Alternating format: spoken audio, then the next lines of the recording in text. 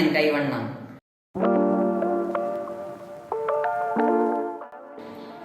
கடலைப்பருப்பு மிளகு போண்டா, 100 கிராம் உளுந்து,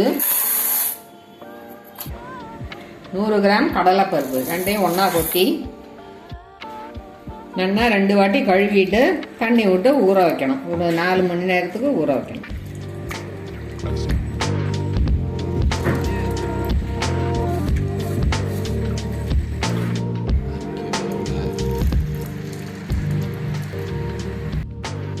நாலு மணி நேரம் ஊறியாச்சு. பச்சை மிளகா, இஞ்சி, கருவேப்பிலை எல்லாமே சின்ன சின்னதாக நறுக்கி வச்சுருக்கேன். தேங்காயம் பல்லாக நறுக்கி வச்சுருக்கேன். மிளகு 1 ஸ்பூன் எடுத்து வச்சுருக்கேன். இந்த ஊறின தண்ணியை இந்த பாத்திரத்தில் வடிகட்டி வச்சுக்கிறேன்.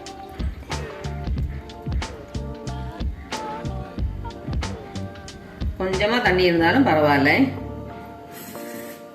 இப்போ இதை மிக்சியில் போட்டுடலாம்.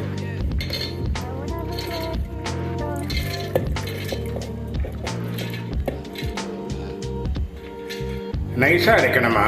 ஆமாம், நல்லா மையாக அரைக்கணும். தேவையான அளவு தண்ணியை தெளிச்சு மையாக அரைக்கணும்.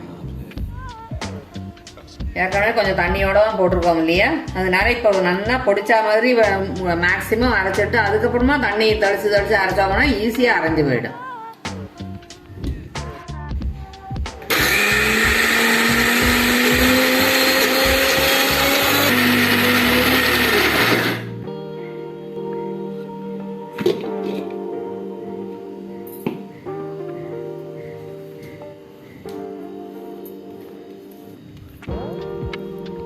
நல்லா ஓரளவு பொடிஞ்சு கொடுத்து பார்த்தா இப்போ தண்ணியை கொஞ்சமாக தெளித்தோம்னாலே நல்லா மையாக அரைஞ்சிடும். முதல்ல நம்ம தண்ணி நிறைய விட்டோம்னாக்கா இந்த பருப்பு அங்கே இங்கேயே ஓடி அரையாது. அதுவும் இல்லாத போண்டா போடுறதுக்கும் கையில் வராது. நல்லா இந்த மாதிரி பண்ணினாக்கா ஈஸியாக போட்டு எடுத்துடலாம்.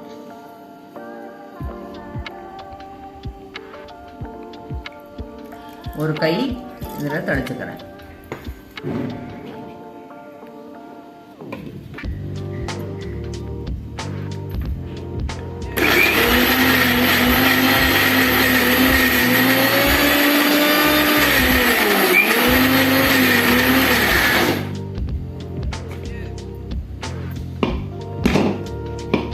நல்லா அரைஞ்சி எடுத்து பாருங்க.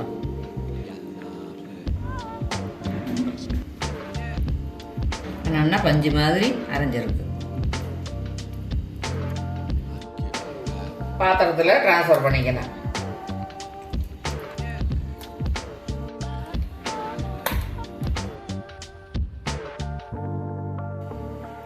ரெண்டு டம்ளர் பருப்பு போட்டிருக்கோம் இல்லையா, 1 டம்ளர் உளுத்தம் பருப்பு, இன்னொரு டம்ளர் கடலை பருப்பு போட்டிருக்கோம் இல்லையா, அதுக்கு 2 ஸ்பூன் அரிசி மாவு போட்டுக்கிறேன்.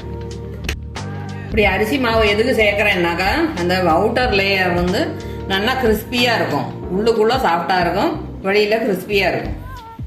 இப்போ இந்த மிளகை தவிர மீதி எல்லாத்தையும் இது கூட சேர்க்க போகிறேன்.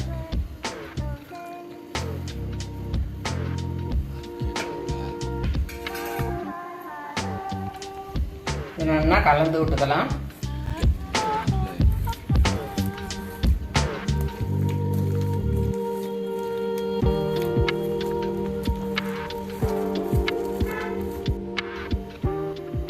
இந்த மாதிரி பந்து மாதிரி வரணும் விடாது. பார்த்தீங்களா,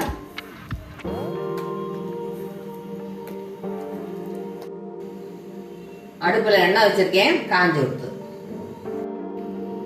இப்போ வடிகட்டி வச்சோம் இல்லையா, அந்த தண்ணியை இதுக்கு தொட்டுக்கிறதுக்கு யூஸ் பண்ணிக்கலாம்.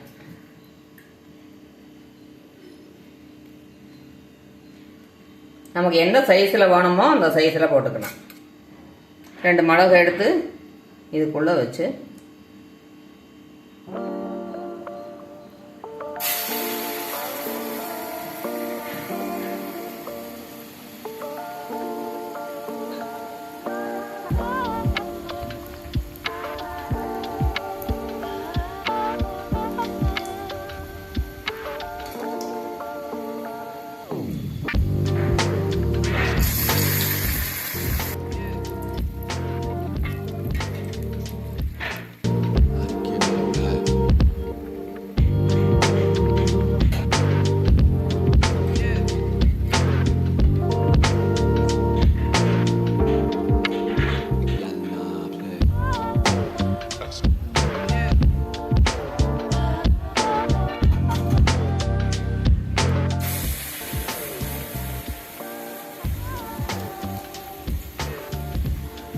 எதுக்கு இந்த மாதிரி மிளகா தனி இது வைக்கிறேன்னாக்கா, மாவுலேயே போட்டு கலரினோம்னாக்கா மிளகு எல்லாத்துலேயும் இருக்காது.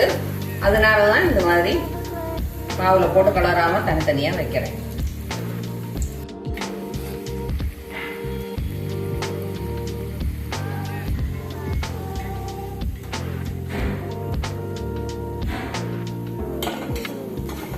இதே மாதிரி எல்லாத்தையும் பண்ணணும். கடலைப்பருப்பு மிளகு போண்டா, சானாதல் பெப்பர் போண்டா ரெடி ஆயிடுது.